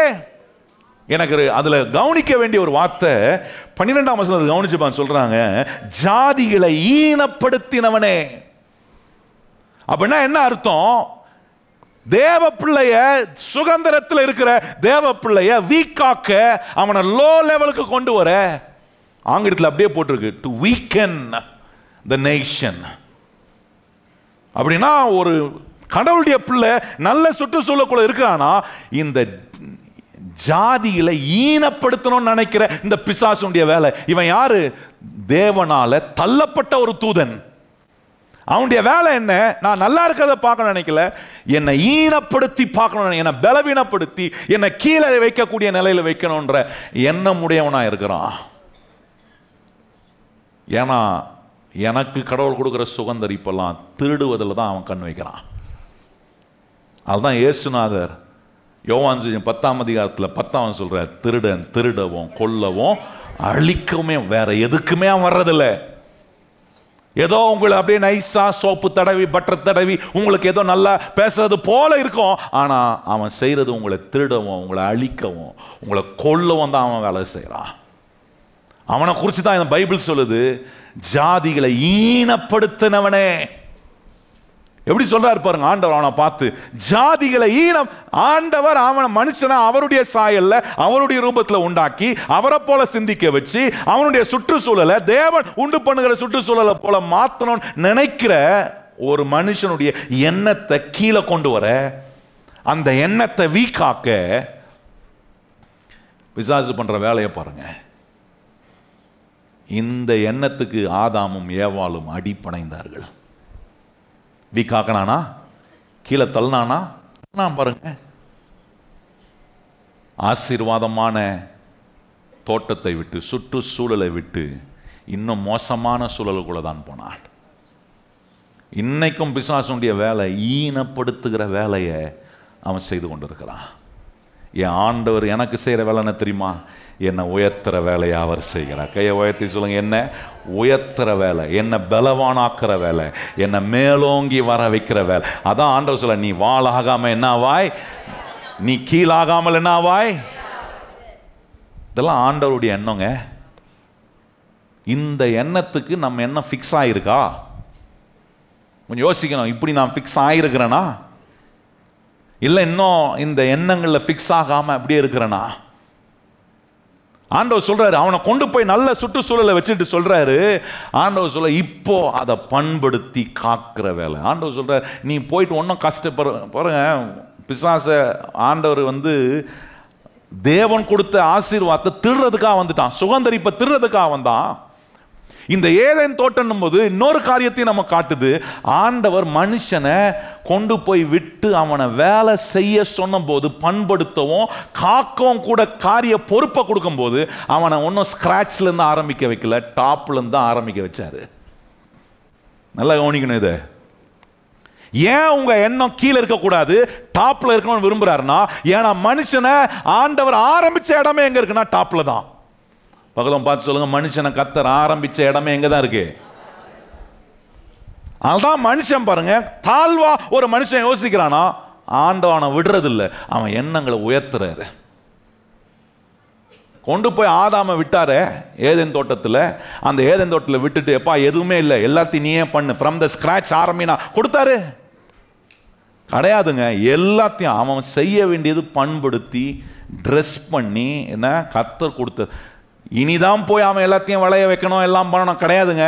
அவன் எதை செஞ்சாலும் விளைச்சல் உண்டாயிட்டே இருக்கு. அப்படிப்பட்ட ஒரு இடத்துல, டாப்பான இடத்துல, ஸ்கிராட்ச்ல இல்லை. இன்னைக்கு நிறைய கிறிஸ்தவம் என்ன சொல்றாங்க, நான் ஸ்கிராட்ச்ல இருந்து ஆரம்பிக்கிறேன். எண்ணம் தப்பு. வாயை திறந்து சொல்லாதீங்க. உங்க வேலையை நீங்க ஆரம்பிக்கும் போது, உங்க தொழிலை நீங்க ஆரம்பிக்கும் போது, ஒரு காரியத்தை உங்க பிள்ளைகளுக்கு சொல்லிக் கொடுக்கும் போது, நீ ஸ்கிராட்ச்ல இருந்து நான் அப்பா எங்க ஆரம்பிச்சேன் தெரியுமா, ஸ்கிராட்ச்ல இருந்து ஆரம்பிச்சேன் சொல்றதை நிறுத்துங்க. மனுஷனை கத்தர் ஆரம்பிக்க கொடுக்க கூட்ட வேலை எப்படி மனுஷனை வேலை செய்யும்படி கத்தர் வேலையை அவன் கையில கொடுத்த போது ஸ்கிராட்ச்ல இருந்து இல்ல, டாப்ல இருந்து அவனை வேலை செய்ய வச்சாரு. அதுதான் மனுஷன் டாப் ஆகணும், உயரணும். அதான் வேதம் சொல்லுகிறது, நீ கீழாகாமல் என்னவா இருப்பாய், மேலாகவே இருப்ப. ஆங்கிலத்தில் எப்படி வந்திருக்குன்னா, you will only be above always. எப்போ நீ மேலதான் இருக்கணும்பா. இதுதான் தேவன் வச்சுக்கிற எண்ணங்க. இன்னையிலேருந்து உங்கள் மனசுக்குள்ள நான் எல்லாத்தையும் ஸ்கிராட்ச்லேருந்து தான் ஆரம்பிக்கணும். அது எப்படின்னா பிறன்றது சுரன்ற புத்தி. நான் சொல்கிறது புரியுதா? சிலருக்கு இந்த பிறன்றது சுரன்றது என்ன புடுங்கிறது என்ன இதெல்லாம் இந்த புத்தியெல்லாம் போனோம். இந்த புத்தியெல்லாம் கீழே இருக்கிற புத்தி. மேலே ஆண்டவர் அவனை ஆரம்பித்த இடமே டாப்பு தான். எனக்கு அதை இந்த வாரம் வாசித்த போது நான் ரசித்தேன். ஒரு மனுஷனை ஆண்டவர் வேலை செய்யும் போது போய் எல்லாத்தையும் ஒன்னு இல்லாததுல ஆரம்பின்னு சொல்லலை. சொல்லி இருக்க முடியும். ஒன்னு இல்லாம இருக்கிற இடத்துல ஆரம்பிச்சாலும் அவனை ஓஹோன்னு மாத்துறவர் நம்முடைய ஆண்டவர் தான். எத்தனை பேர் கையை உயர்த்தி ஆமேன்னு சொல்லு. ஆனா கர்த்தர் சொல்றாரு, உன்னை ஒன்னு இல்லாத இடத்துல வைக்கலப்பா, எல்லாத்தையும் கொடுத்து டாப்பான இடத்துல வச்சு உன்னை வேலை செய்யும்படி சொன்னேன். அதனால் ஆண்டவர் என் உள்ளத்தில் ஒன்று போட்டார், போய் ஜனங்களுக்கு சொல்லு, அவங்க நான் ஒன்றும் இல்லாமல் இருக்கிறேன், ஒன்றுத்தில் இல்லை, நான் ஸ்க்ராட்சில் தான், அதை சொல்கிறது நிறுத்த சொல்லுன்றாரு. ஏன்னா நான் என் பிள்ளைய, நான் என் சாயலை உண்டாக்குன முதல் மனுஷனை ஸ்க்ராட்சில் இருந்து ஆரம்பிக்கலாம், அவனை டாப்ல இருந்து ஆரம்பித்தேன். இன்னிலிருந்து உங்கள் எண்ணங்கள் மாறட்டும். கஷ்டத்தின் நடுவில் இருந்தாங்களும் சொல்லுங்க, இல்லை இல்லை இதெல்லாம் கர்த்தர் எனக்கு ஆரம்பித்த இடம் சொல்லணும். தோல்வியில் உட்கார்ந்து இருக்கும் போது சொல்லணும், இதெல்லாம் கர்த்தர் எனக்கு ஆரம்பித்த இடம், இதெல்லாம் என்னுடைய இடம், கர்த்தர் எனக்கு வைத்திருக்கிற வெற்றி தான் என்னுடைய இடம். கை உயர்த்தி சொல்லுங்க, கர்த்தர் எனக்கு வச்சிருக்கிற வெற்றி தான் என்னுடைய இடம், கர்த்தர் எனக்கு வச்சிருக்கிற சக்சஸ் தான் என்னுடைய இடம். இப்போ நான் ஏன் இதை சொல்றேன்னா, நீங்க நல்லா கவனிங்க, நீங்களும் நானும் இயேசு கிறிஸ்துவினால மீட்கப்பட்டவர்களாக இருக்கிறோம். கையை வச்சு நம்ம யாரால மீட்கப்பட்டிருக்கிறோம்? கடந்தேன், ஸ்கிராட்சில் இருந்தேன், என்னை கொண்டு போய் படுங்குழினா பாதாள குழியில கொண்டு போய் பிசாசு போட்டான். என் ஆத்துமாவை பாதாளத்துக்கு கொண்டு போகிற அளவுக்கு கொண்டு போயிட்டான். வந்தாருங்க எனக்காக 2000 ஆண்டுகளுக்கு முன்பாக இயேசு என்கிறவர் ஒருவர் வந்து என் பாதாள குழியிலிருந்து என்னை தூக்கி இன்னைக்கு அவரோட உட்காரும்படி, அவருடைய எண்ணங்களை சிந்திக்கும்படியான ஒரு நிலையில தூக்கி வந்து உட்கார வச்சிருக்கிறார். அதான் மீட்பு. அந்த மீட்பு என்ன பண்ணுது? பாவத்திலிருந்து விடுதலை, சாபத்திலிருந்து விடுதலை, எல்லா கெட்ட பாபங்களிலிருந்து விடுதலை. மீட்டு அவரோட உட்கார வைத்திருக்க. கையை சொல்லுங்க, கர்த்தர் என்ன மீட்டு அவரோட உட்கார வச்சிருக்கிறாரா? வாயத்திறந்து அடுத்த முறை பேசணும் அவரோட உட்கார்ந்து இருக்கிற மாதிரி பேசணும். இந்த மெட்ராஸ் பாஷெல்லாம் பேசக்கூடாது, டீசெண்டாக சொல்லிடுறேன். அதுக்கு மேலே சொன்னால் ரொம்ப கொலாஜாக இருக்கும். வாயத்திறந்து அப்படியே இந்த சாக்கடை வார்த்தையெல்லாம் வரக்கூடாது. வந்துச்சுன்னா சொல்லணும், ஐயோ பாதாள குழியில் இருக்கிறேன். அப்படி வரும்னா ஸ்கிராட்சில் இருந்து பிறன்றேன், சுரன்றேன், நோன்றேன், புடுங்குறேன், இந்த வேலையில் தான் இருக்கிறேன் நான். மனுஷனை சுரண்டவும் பிறண்டவும் புடுங்கவும் அந்த வேலையில் கர்த்தர் வைக்கவே இல்லை. மனுஷனை ஆண்டவர் உயர்ந்த நிலையில் வைப்பதுக்காக உங்களை என்னையும் உண்டாக்கி இன்னைக்கு அந்த உயர்வுக்கு நேரம் வரணும். இன்னைக்கு இல்லைனா நீங்கள் நம்புங்க, இல்லை இப்போ இருக்கிறத காட்டிலும் கர்த்தர் 1000 மடங்கு என்ன உயர்த்த அவர் வல்லவராய் இருக்கிறார். இந்த எண்ணங்களுக்குள்ள நம்ம மனசை கொண்டு வந்து ஸ்ட்ராங்காக, இது ஒன்றும் தப்பு கிடையாது, இப்படிலாம் யோசித்தா ரொம்ப டூ மச்சா அப்படி நினைக்க வைக்கிறவனே பிசாசு தான். இதெல்லாம் நினைக்கக்கூடாதுன்னு சொல்கிறான் பாருங்க. மீட்கப்பட்ட கர்த்தருடைய பிள்ளையா இருக்கிற எனக்கு இந்த எண்ணத்தை கர்த்தர் கொடுக்குறான் பாருங்க. ஒரு வசனத்தை வாசிக்கிறேன் பாருங்க, ரோமர் 8ஆம் அதிகாரம். வாங்க, ரோமர் 8ஆம் அதிகாரம். சில ஆதாரங்களோடு நம்ம கவனிச்சாதான் ஆண்டவர் நமக்கு இந்த காரியங்களில் நமக்கு ஒரு பெரிய சுதந்திரத்தை கர்த்தர் வச்சிருக்கிறத நாம் அறிந்து கொள்ள முடியும். ரோமர் 8ஆம் அதிகாரம் 17ஆம் வசனத்தை வாசிப்போமா? எல்லாரும் வாசிக்கணும். எடுத்துட்டீங்களா பைபிளில்? என்ன பைபிள் கொண்டு வரலன்னா இந்த வாரம் டிவியில் பார்த்து வாசிங்க, அடுத்த வாரம் வரும்போது பைபிளை கொண்டு வந்துருங்க. இந்த பைபிளை வாங்க காசு இல்லைன்னா எதையாவது விற்று வாங்குங்க, சரிங்களா? உங்களையே விற்றாது வாங்குங்க. ஏன்னா இது உங்களை நஷ்டத்துக்குள்ளே கொண்டு போகாது, உங்களை வாழ்க்கையில் ஆசீர்வாதமாக வைக்கிற ஒரு பைபிளுங்க, சத்திய வசனம். வாசிப்போமா? 17ஆம் வசனம் வாசிப்போம். நாம் பிள்ளைகளானால் சுதந்திரராமே, தேவனுடைய சுதந்திரரும் கிறிஸ்துவுக்கு உடன் சுதந்திரருமாமே, கிறிஸ்துவுடனே கூட நாம் மகிமைப்படும்படிக்கு அவருடனே கூட பாடுபட்டா அப்படியாக. நல்லா கவனிச்சு என்ன சொல்றாரு பாருங்க. தேவனுடைய சுதந்திரராமே, மீட்கப்பட்டு, நல்லா கவனிங்கள், ஒரே ஒரு பாடுதான். அங்க பாடுகளோடு நம்ம ஆண்டவரோடு இருக்கிறோம்னா உடனே பாடுக்கு போயிடக்கூடாது. பாடுனா ஒரே பாடு தான். சுவிசேஷத்து நிமித்தமா படுகிற பாடு, நீதி நிமித்தமா துன்பப்படுவது நமக்கு பாக்கியம் என்று வேதம். அதுதான், வேற எந்த பாடம் கிடையாது. நீங்க தோல்வியில் உட்காந்துக்கிட்டு நீங்க உங்க சிந்தனைகளை உங்களை ஸ்கிராட்ச்ல இருந்து ஆரம்பிக்கிற நிலையில வச்சு நான் கர்த்தருக்காக பாடுபடுறேன்னா தப்பு பண்ணாதீங்க. அந்த பாடெல்லாம் ஆண்டவர் ஒரு மனுஷனுக்கும் கொடுக்கல. வியாதியில் உட்காந்துக்கிட்டு, பலவீனத்தில் உட்காந்துக்கிட்டு நான் இதுலேருந்து வெளியே வர முடியல, மீள முடியல, நான் இந்த தோல்வியில் இருக்கிற, இந்த கடனில் இருக்கிறேன், இதெல்லாம் கர்த்தர் கொடுத்த பாடு கிடையாது. அந்த பாடலேருந்து நம்ம வெளியே வரணும். அதுக்கு தான் மீட்பு, அதுக்கு தான் ரட்சிப்பு, அதுக்கு தான் தேவ ஆசீர்வாதத்தை நம்புவது ரொம்ப முக்கியம் பாருங்க. ஆனா இங்க என்ன சொல்லியிருக்கு? நம்மளை மீட்டு கிறிஸ்துவோடு உடன் சுதந்திரவாளியா கர்த்தர் நம்மளை மாத்திருக்கிறாரா. மீட்பு என்ன செய்து கவனிச்சு பாருங்க, நம்மளை கிறிஸ்துவோடு சுதந்திரவாளியாய் மாத்துது. அதனால தான் நீங்க 2 கொரிந்தியர்ல 8ஆம் அதிகாரம் வாசித்தீங்கன்னா அங்க சொல்லியிருக்கிற வார்த்தை பாருங்க. 8ஆம் அதிகாரம் 9ஆம் வசனம் சொல்றாரு. 2 கொரிந்தியர் 8ஆம் அதிகாரம் 9ஆம் வசனம் பாருங்க, சொல்லியிருக்கு, நம்முடைய கர்த்தராகிய இயேசு கிறிஸ்துவின் கிருபையை அறிந்திருக்கிறீர்களே, அவர் ஐஸ்வர்யம் உள்ளவராய் இருந்தும் நீங்கள் அவருடைய தரித்திரத்தினாலே ஐஸ்வர்யவான்களாகும்படி உங்கள் நிமித்தம் தரித்திரனால. கவனிங்க, அவர் ஒன்றும் தரித்திரம் கிடையாது. ஆனா என் பாவம், என் சாபம் அவர் மேல் வந்தபோது அவர் நமக்காக தரித்திரமானார். ஏன் அதை அடைஞ்சார்னா அவருடைய ஐஸ்வர்யம், அவருடைய நிறைவு, அவருடைய சிந்தனை நம்முடைய மனசுக்குள்ள, நம்முடைய வாழ்க்கைக்குள்ள உண்டாக வேண்டும் என்கிற ஒரு கரிசனை ஆண்டவர் இருந்து பாருங்க. இந்த தேவனுடைய சிந்தனை இந்த உயரணும், இந்த நல்ல சுற்றுச்சூழல் உண்டாகணும், இந்த சிந்தனை, இந்த தேவன் ஆசீர்வதிக்கக்கூடிய தேவன் என்கிற சிந்தனை வரும்போது தான் வாயத்திறந்து வார்த்தைகள் அதுக்கு நேரம் வரும். சாபத்துக்கு நேரா பேச மாட்டேன், தரித்திரத்துக்கு நேரா பேச மாட்டேன், தோல்விக்கு நேரா பேச மாட்டேன். தோல்வி நிறைந்த வாழ்க்கை, நஷ்டம் நிறைந்த வாழ்க்கையின் சூழ்நிலைகள் இருந்தா நான் அதை நிராகரிக்கிறேன். I reject that. ஏன் ரிஜெக்ட் பண்றேன்? கர்த்தர் என்ன ஸ்கிராட்ச்ல இருந்து ஆரம்பிக்கும், என்னை மீட்டு இருக்கிறார், கிறிஸ்துவோடு உடன் சுதந்திரவாளி ஆக்கி இருக்கிறார். ஆபிரகாமுக்கு உண்டான எல்லா ஆசீர்வாதங்களும் இன்று எனக்கு கிறிஸ்து இயேசுவின் மூலமா உண்டாயிருக்கு. அந்த உடன்படிக்கை எனக்கு இருக்கு. மீட்பினால என்னை கர்த்தர் உடன்படிக்கையில் கொண்டு வந்து வச்சிருக்கிறாரு. இந்த உடன்படிக்கையில் இருக்கிறேன்னா நான் பிறண்டதுலையும் சுரண்டதுலையும் பிடுங்குறதுலையும் இதில் இருக்க மாட்டேன். என் எண்ணங்களை கர்த்தர் மேலோங்கி வர வைக்கிறார். என்னை கர்த்தர் மேலாக இருக்கும்படி, டாப்பாக இருக்கும்படி தான் கர்த்தர் என்னை உண்டாக்குறார். நான் ஒரு இடத்துல டாப்பாக இருக்கிறேன்னா அந்த இடத்துல இயேசுவை அதிகமாக மகிமைப்படுத்துகிறவனா நிச்சயமா இருப்பேன். எத்தனை பேர் நம்புறீங்க? நீங்க செய்யற வேலையில, நீங்க செய்யற தொழில என்ன ஆசைப்படணும்? ஆண்டவரே, உமக்காக நான் டாப்பான பொசிஷனுக்கு வந்து அந்த பொசிஷன்ல இருந்து நான் உம்மை மகிமைப்படுத்தின ஆண்டவரே, நான் கிறிஸ்துவோடு உடன் சுதந்திரவாளியா இருக்கிறேன்றது உலக அறியட்டும் ஆண்டவரே. என்னுடைய சுதந்திரம் நீர் கொடுத்த ஆசீர்வாதம், நீர் எனக்கு செய்கிற உயர்வுகள், நீர் எனக்கு கொடுக்கிற நன்மைகள் என்பதை நான் பறைசாட்டும் ஆண்டவரே.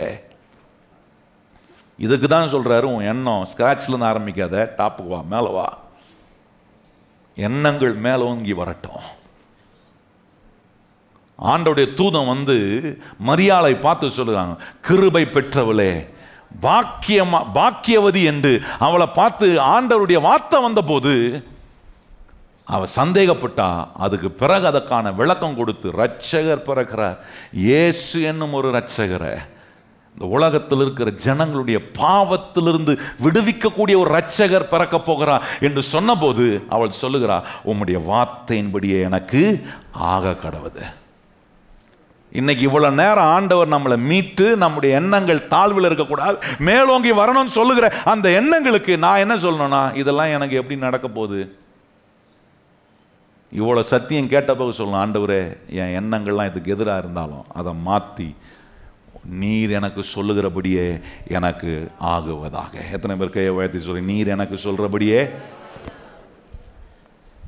இதுதான் கர்த்தர் வச்சிருக்கிற ஆசீர்வாதம். பாரு, இப்படி ஆள்றனா, இப்படிப்பட்ட நிலையில் நான் ஒவ்வொரு தடங்களிலும் அதை தாண்டி முன்னேறி வரனா, தடை வராம இருக்காது, தடை வரும். சவால்கள் வராம இருக்கா, சவால்கள் வரும். சோர்வு வராம இருக்கா, சோர்வுகள் வரும். ஆனா நான் மேலோங்கி வருகிற ஒரு மனுஷன் நான் கர்த்தனை வச்சிருக்கிறார். அதனால இதெல்லாம் தாண்டி வருவேன். இதுதான் பெரிய ஆசீர்வாதம். பாருங்க, இந்த ஆசீர்வாதமான உடன்படிக்கைக்குள்ள கர்த்தர் நம்மளை வச்சிருக்கிறார். பாருங்க, இந்த உபாகமம் 28ஆம் அதிகாரத்தில் உங்க பைபிள் பக்கத்தில் நான் சொல்றதெல்லாம் டக்கு டக்குன்னு ஒரு பாயிண்ட் மாதிரி எழுதி வச்சிங்க. அந்த வசனத்தெல்லாம் டக்குன்னு அப்படியே உங்க மனசுக்குள்ள ஒரு என்ன அப்படியே போய் உட்காந்துரும். பாருங்க, உபாகம் 28ஆம் அதிகாரம், உபாகம் 28ஆம் அதிகாரம் என்ன அங்கே சொல்லியிருக்கு. ஆண்டவர் சொல்றாரு, எப்படி நம்முடைய உடன்படிக்கை பண்ணப்பட்ட தேவனுடைய ஆசீர்வாதமான உடன்படிக்கைக்குள்ள இருக்கிறவர்கள், மீட்கப்பட்டவர்களுடைய எண்ணம் எப்படி இருக்கும்? முதல் வசனம் எப்படி சொல்லுது? இன்று நான் உனக்கு விதிக்கிற உன் தேவனாகிய கர்த்தருடைய கட்டளையின்படி எல்லாம் செய்ய நீ கவனமாய் இருக்கும்படி அவர் சத்தத்துக்கு உண்மையாய் செவி கொடுப்பாயானால் உன் தேவனாகிய கர்த்தர் பூமியில் உள்ள சகல ஜாதிகளிலும் உன்னை மேன்மை, அப்படின்னா உன்னை உயர்த்தி வைப்பார். மீட்கப்பட்ட என்ன கர்த்தர் உயர்த்துறார், மேன்மையா வைக்கிறார். மீட்கப்பட்ட நான் என் சத்தத்துக்கு செவி கொடுக்கிறவன்ல, என் சுயத்துக்கு நான் சாருகிறவன்ல, கர்த்தருடைய சத்தத்துக்கு செவி கொடுக்கிறேன். சொல்றேன், போத ஆண்டவரே, இது வரைக்கும் நான் எனக்கு செவி கொடுத்தது, இன்னையிலிருந்து நான் உமக்கு செவி கொடுக்க ஆரம்பிக்கிறேன், உம்முடைய வார்த்தையை கை கொள்ள ஆரம்பிக்கிறேன் அப்படின்னு வரும்போது, என்ன மாதிரி ஒரு மீட்கப்பட்டவன் ஸ்கிராட்ச்ல இருந்து ஆரம்பிக்கல, டாப்ல இருந்து ஆரம்பிக்கிறேன். என்ன கிறிஸ்துவோடு உடன் சுதந்திரவாளியா காட்டுறாரு, என் தரித்திரத்தெல்லாம் மாத்துறாரு, என் தோல்வியெல்லாம் மாத்துறாரு, அவருடைய ஐஸ்வர்யத்தினால் என்னை நிரப்புறாரு, அவருடைய பலத்தினால் நிரப்புறார், அவருடைய சிந்தனையினால் என்னை நிரப்பி எனக்கு ஒரு நல்ல சுற்றுச்சூழலை உண்டு பண்ணும்போது, 2ஆம் வசனம் சொல்லுது பாருங்க, என்ன சொல்றாரு? நீ உன் தேவனாகிய கர்த்தரின் சத்தத்துக்கு செவி கொடுக்கும் போது இப்பொழுது சொல்லப்படும் ஆசீர்வாதங்கள் எல்லாம் உன்மேல் வந்து உனக்கு. 2ஆம் வசனம் பக்கத்துல மேக்னெட் போட்டு வச்சிங்க. காந்தகம் என்ன செய்யும்? எல்லாத்தையும் இழுத்து ஒட்டம். பார்த்தீங்களா? எல்லா இரும்பு தூளை என்ன பண்ணும்? காந்தகம் என்ன செய்யும்? மேக்னெட் அப்படியே அட்ராக்ட் ஒட்டம் பாருங்க. அது மாதிரி கர்த்தர் சொல்றாரு, என் சத்தத்துக்கு, என்னுடைய மீட்பு, என்னுடைய சுற்றுச்சூழல்ல நான் உனக்கு வச்சிருக்கிற என்ன நன்மைகளை நீ விசுவாசித்து நீ கவனமா அதுக்கு செவி கொடுத்து கை கொள்ளும் போது, மீட்கப்பட்ட நான் இப்ப அவருக்கு செவி கொடுக்க ஆரம்பிச்சோம். கர்த்தர் சொல்றாரு, நீ உன் லைஃப் ஒரு மேக்னெட் மாதிரி இருக்கும். பக்கத்தில் உங்க லைஃப் எப்படி மாறிடுது? தேவையில்லாதெல்லாம் அட்ராக்ட் ஆகாது. மண் இருக்கும், குப்பை இருக்கும், அதெல்லாம் வராது. இந்த மேக்னெட்கிட்ட வெறும் இரும்பு காரியம் மாத்திரம் வரும்.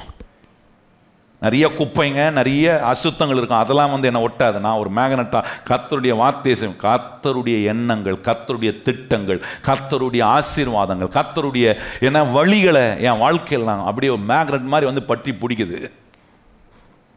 அடுத்த சொல்றாரு பாருங்க, 3ஆம் வசனத்துல சொல்றாரு, நீ பட்டணத்திலும் ஆசீர்வதிக்கப்பட்டு இருப்பாய், வெளியிலும் ஆசீர்வதிக்கப்பட்டு இருப்பாய். அப்படின்னா என்ன அர்த்தம்? ஆண்டவர் சொல்றாரு, நீ எங்க போனாலும், நீ போகிற இடம்லாம் நீ ஆசீர்வாதமா இருப்ப. மீட்கப்பட்டு கர்த்தர் உங்களுக்கு ஒரு ஏற்படுத்துகிற சுற்றுச்சூழலை நீங்க உண்டாக்கணும். நான் சொல்றேன், நீங்க இந்தியாவில் இருந்தாலும் சரி, அமெரிக்காவில் இருந்தாலும் சரி, சொமாலியாவில் இருந்தாலும் சரி, நீங்க எங்க இருந்தாலும் கர்த்தரால ஆசீர்வதிக்கப்பட்டு இருப்பீங்க. கர்த்தர் இன்னைக்கு நம்மளை இந்தியாவில், தமிழ்நாட்டில், இந்த சென்னை பட்டணத்தில், இந்த வில்லிவாக்கத்தில், இந்த பிளஸ்ஸிங் சென்டர் சபைக்குள்ள கர்த்தர் நம்மளை வச்சிருக்கிறாரு. எத்தனை பேர் நம்புறீங்க? கர்த்தர் என்ன ஆசீர்வாதமா வைப்பாரு. இந்த சிந்தனை நமக்கு வரணும் பாருங்க. அடுத்து சொல்றாரு, என்ன 4ஆம் வசனம் சொல்றாரு, உன் கற்பத்தின் கனியும், உன் நிலத்தின் கனியும், உன் மாடுகளின் பெருக்கமும், உன் ஆடுகளின் மந்தைகளும் ஆகிய உன் மிருக ஜீவன்களின் பலனையும் ஆசீர்வதிக்கப்பட்டு இருக்கும் சொல்றாரு. என்ன சொல்றாரு? உனக்கு ப்ரொடக்ஷன் இன்க்ரீஸ் ஆயிட்டே இருக்கும்ன்றாரு. நீ கை வைக்கிறதெல்லாம் ப்ரொடக்ஷன் கொடுக்கும், உற்பத்தி உண்டாயிட்டே இருக்கும் பாருங்க. நான் செய்யற வேலையில உற்பத்தி உண்டாகும், என் தொழில உற்பத்தி உண்டாகும், என்னுடைய பிரயாசங்கள்ல உற்பத்தி உண்டாகும். ஆண்டவர் சொல்ற ரிசல்ட் இல்லாம இருக்காது. Abounding production will take place your life. அதெல்லாம் எழுதி வச்சுக்கணும் பக்கத்தில். ப்ரொடக்ஷன் உண்டாகும், உற்பத்தி உண்டாகும்ன்றாரு. 5ஆம் வசனம் சொல்றாரு பாருங்க. 5ஆம் வசனம் சொல்றாரு, உன் கூடையும் மாவு பிசைகிற உன் தொட்டியும் ஆசீர்வதிக்கப்பட்டிருக்கும் சொல்றாரு. I will be blessed in my daily supply.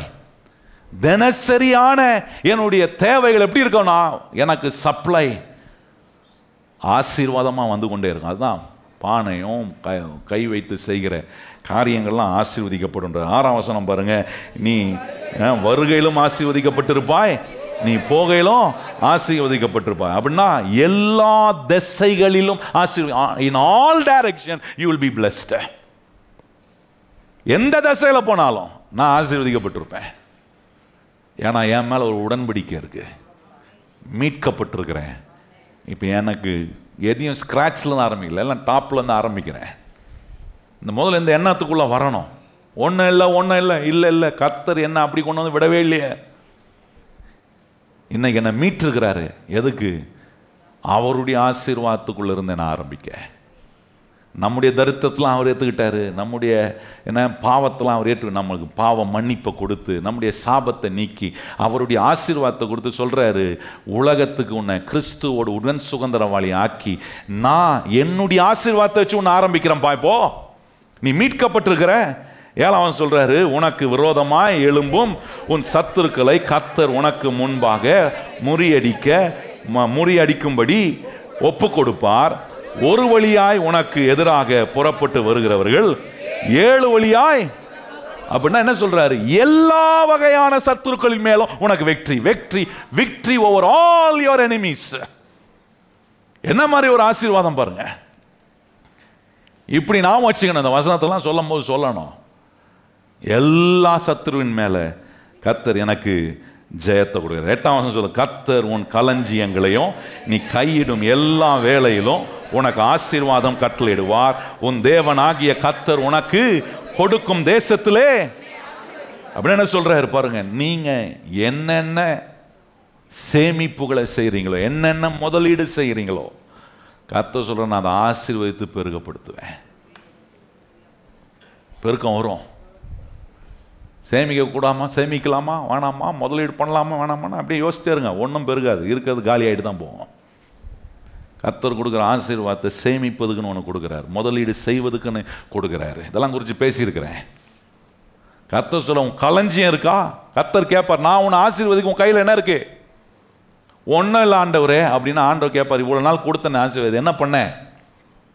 உனக்கு ஏராளமான சம்பாத்தியத்தை கொடுத்த அந்த சம்பாத்தியத்தில் இருந்து சேமிப்பை செஞ்சாயா? அந்த சேமிப்புல இருந்து எடுத்து நீ ஒரு முதலீடு செஞ்சாயா? என்ன களஞ்சியம் இருக்கு? நல்லா நீங்க ஆண்டவர் கேட்கிற உன் களஞ்சியங்கள் மேல் கர்த்தர் ஆண்டவர் சொல்றாரு, நான் என் ஆசீர்வாதத்தை கட்டளை. ஆண்டவர் கேட்கிற உன் களஞ்சியங்க. நம்ம சொல்ல முடியாது, நம்ம ஒன்றும் விவசாயம் கிடையாது. இன்னைக்கு நம்ம இங்கே இருக்கிற எல்லாரும் விவசாயம் கிடையாது. ஒருவேளை உங்களுக்கு விவசாயம் நிலம்லாம் இருக்கலாம், ஆனால் எல்லாரும் விவசாயம் பண்ணுறது இல்லையே. இன்னைக்கு நம்முடைய களஞ்சியம், நம்முடைய அக்கௌண்ட், நம்முடைய பேங்க் அக்கௌண்ட், நம்முடைய சேவிங்ஸ், நம்முடைய இன்வெஸ்ட்மெண்ட், இதெல்லாம் தான் கர்த்தருக்கு முன்பாக களஞ்சியம். ஆண்டவர் சொல்ல, இருந்தா அது மேலே என் ஆசீர்வாதத்தை நான் கட்டளையிடுறேன். அது 1 மடங்கு பெருகுமோ 10 மடங்கு பெருகுமோ அதை பற்றிய கவலை எனக்கு இல்லை. அதை 100 மடங்கு பெருகப்படுத்துகிற கர்த்தரின் ஆசீர்வாதம் அது மேலே இருக்குன்றத சொல்ற. 9ஆம் வசனம் பாருங்க. நீ உன் தேவனாகிய கர்த்தரின் கட்டளையை கை கொண்டு அவர் வழிகளில் நடக்கும்போது கர்த்தர் உனக்கு ஆணையிட்டபடியே உன்னை தமக்கு பரிசுத்த ஜனமாக நிலைப்படுத்துவார். சொல்றாரு, என்ன சொல்றாரு? பூமியில் உள்ள எல்லார் மத்தியிலும் அவருடைய நாமம் விளங்கும்படி, அவருடைய நாமம் விளங்கும்படி, I will be known throughout the land by the name of the Lord. கர்த்தரின் நாமத்தினால நான் போகிற எல்லா இடத்திலும் அறியப்படுவேன். அதான் சொல்றாரு. எதுக்கு இதெல்லாம் கொடுக்கிறார்? போகிற எல்லா இடத்திலும் கர்த்தர் என்னை எப்படி அறிமுகப்படுத்துறார்? அவருடைய நாமத்தினால நான் அறியப்படுகிறவனாக. 10-11 வாசிப்போமா? அப்பொழுது கர்த்தருடைய நாமம் உனக்கு தரிக்கப்பட்டது என்று பூமியின் ஜனங்கள் எல்லாரும் கண்டு உனக்கு பயப்படுவார்கள். உனக்கு கொடுப்பேன் என்று கர்த்தர் உன் பிதாக்களுக்கு ஆணையிட்ட தேசத்தில் கர்த்தர் உன் கற்பத்தின் கனியையும் உன் மிருக ஜீவனின் பலனிலும் உன் நிலத்தின் கனியிலும் உனக்கு பரிபூரண நன்மையை உனக்கு கட்டளையிடுவார். நல்லா என்ன சொல்றாரு? blessed in such a way which will cause fear in the hearts of people. எந்த அளவு கர்த்தர் உங்களை ஆசீர்வதிப்பார்னா, ஜனங்களுடைய இருதயத்துக்குள்ள உங்களை குறித்த ஒரு பயம் உண்டாகும்படி கர்த்தர் அவ்விதமான நிலைகள் கர்த்தர் உங்களை ஆசீர்வதிப்பார். அப்படின்னா என்ன அர்த்தம்? ஒருத்தனும் நம்ம மேல கை போட முடியாது. இவங்க ஒன்றும் இல்லை, என்ன இவங்களை கேட்கறதுக்கு யார் இருக்கிறா? கர்த்தர் சொல்றார், எப்படி உன்னை வைப்பனா, ஜனங்கள் உன்னை பார்த்து பயப்படும்படி என் ஆசீர்வாதம் உனக்குள்ள அப்படி இருக்கும்ன்றார். எவ்வளோ அருமையான வார்த்தைகள் பாருங்க. அதுக்கப்புறம் சொல்றாரு, 12ஆம் வசனம் சொல்றாரு, ஏற்ற காலத்தில் உன் தேசத்தின் மழை பெய்யும், நீ கையிட்டு செய்யும் வேலை எல்லாம் ஆசீர்வதிக்கவும் கர்த்தர் உனக்கு தரும் நல்ல சாலையை ஆகிய வானத்தை திறப்பார். நீ அநேக ஜாதிகளுக்கு கடன் கொடுப்பாய், நீயோ கடன் வாங்காதிருப்பாய். என்ன சொல்ற? 2 காரியம் அங்கே பார்க்குறோம். ஒன்று, பரலோகத்தின் தயவு உனக்கு திறக்கப்படும்ன்றார். The favor of heaven will be open towards your life. பரலோகத்தின் வாசல். ஒவ்வொரு நாளும் நீங்க கேட்கணும், ஆண்டவரே நான் எனக்கு என் வாழ்க்கை, நான் ஒரு நாள் ஜெபம் பண்றேங்க. என்ன ஜெபம் பண்றேன் தெரியுமா? ஆண்டவரே இந்த பிளஸிங்ஸ் என்ற சபைக்கு நேராக, இந்த பிளஸிங்ஸ் என்ற சபையில் இருக்கிற ஒவ்வொரு விசுவாசியினுடைய வாழ்க்கையிலும், குடும்பத்திலும், அவங்களுடைய பிள்ளை, அவங்க செய்கிற வேலை, அவங்க செய்கிற முயற்சி, அவங்களுடைய எதிர்காலத்துக்கு நேராக ஆண்டவரே பரலோகத்தின் வாசல் ஆண்டவரே திறக்கப்படுவதாக, அங்கிருந்து உம்முடைய பிள்ளைகளுக்கு தயவு உண்டாகட்டும் ஆண்டவரே. மீட்கப்பட்டவர்களுக்கு கர்த்தருடைய நல்ல சுற்றுச்சூழல் இருக்கணுன்ற எண்ணம் இருந்தா இப்படிப்பட்ட ஆசீர்வாதம்லாம் நமக்கு உண்டாகும் பாருங்க. இன்னொன்று சொல்றாரு, நீயும் கடன் வாங்காம கடன் என்ன பண்ணுவ? இது இந்த ஆசீர்வாதம் வரணும். ஆண்டவரே இனி நான் கடன் வாங்குறவன் இல்லை, கடன் கொடுக்கிறவனாய் கர்த்தர் என்னை ஆசீர்வதிக்கிறார். இதெல்லாம் கீழே இருக்கிற நிலை, இதெல்லாம் மேலே இருக்கிற நிலை. 14ஆம் வசனம் சொல்லியிருக்கு. அதுக்கப்புறம் அங்கே சொல்றாரு, இன்று நான் உனக்கு விதிக்கிற வார்த்தைகள் யாவையும் விட்டு விலகி வேறே தேவர்களை சேவியும்படி நீ வலது புறமும் இடது புறமும் சாயாமல், இன்று நான் உனக்கு விதிக்கிற உன் தேவனாகிய கர்த்தரின் கட்டளையை கை கொள்ளவும் அவைகளின்படி நடக்கவும் அவைகளுக்கு செவி கொடுத்து வந்தால் கர்த்தர் உன்னை வாளாக்காமல் தலையாக்குவார், நீ கீழாகாமல் சொல்றாரு. 14ஆம் வசனத்தை சொல்றார், நீ வாள் இல்லை, நீ தலையா இருப்ப, நீ கீழே இல்லை, நீ மேலாக இருப்ப. இதெல்லாம் கர்த்தர் மீட்கப்பட்ட கர்த்தருடைய பிள்ளைகளுக்கு கொடுக்கிற ஆசீர்வாதம். இந்த சிந்தனை, இப்ப நான் சொன்ன இந்த சிந்தனைலாம் இருக்கா? இந்த சிந்தனையே இல்லைன்னா நான் சொல்றேன், உங்களுக்கு நீங்க நல்ல சுற்றுச்சூழலை, தேவன் நியமித்திருக்கிற அந்த நல்ல சுற்றுச்சூழலை நீங்க நம்பல, உங்க வாழ்க்கையில் எதுவுமே மாறாது.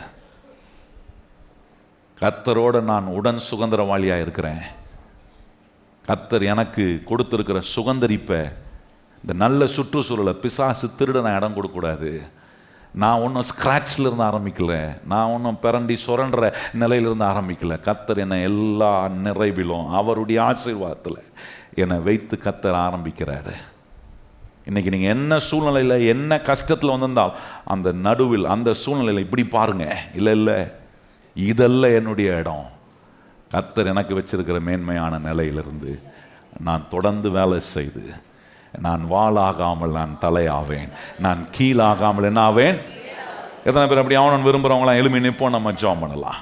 2 கரங்களையும் உயர்த்தி திறந்து சொல்லுங்க, ஆண்டவரே என்னுடைய சிந்தனையெல்லாம் மாறி உம்முடைய சிந்தனையினால் என்னை நிரப்போம். சொல்லுங்க திறந்து, ஆண்டவரே எனக்கு நீர் வைத்திருக்கிற இந்த நல்ல சுற்றுச்சூழலை, இந்த குட் என்வாயர்மெண்ட்டான திங்கிங்கை எனக்குள்ள இன்னைக்கு கேட்ட சத்தியத்தின் மூலமாய் மீட்கப்பட்டுகிற உம்முடைய பிள்ளையா எனக்குள்ள அந்த எண்ணங்களை நீர் உண்டாக்கி இருக்கிறதுக்காக ஸ்தோத்திரம். எத்தனை பேர் கரம் உயர்த்தி வாய்களை திறந்து கர்த்தர் இன்றைக்கு உங்களோட பேசியிருக்கிறாரா?